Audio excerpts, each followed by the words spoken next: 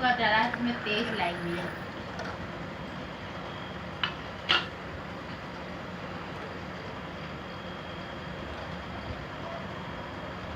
वो उसकी वीडियो बनी नहीं हुई है।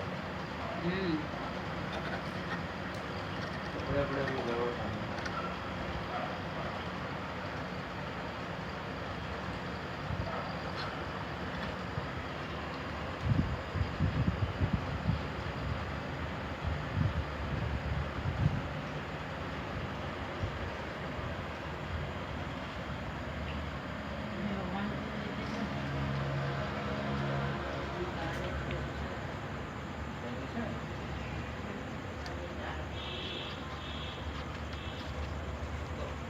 कलेक्टर के लिए सुविधा क्यों कहा ही है?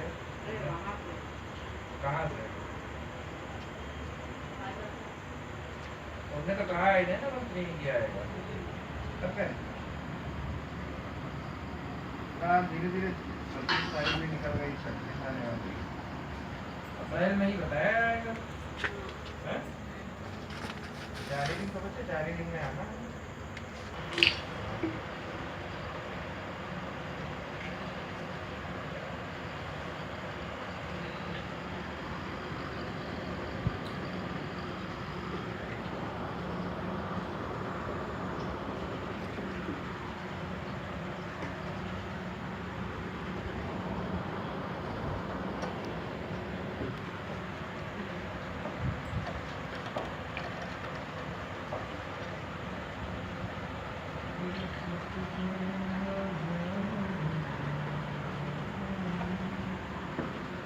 ये चीजें कोई पूछता पड़ना है,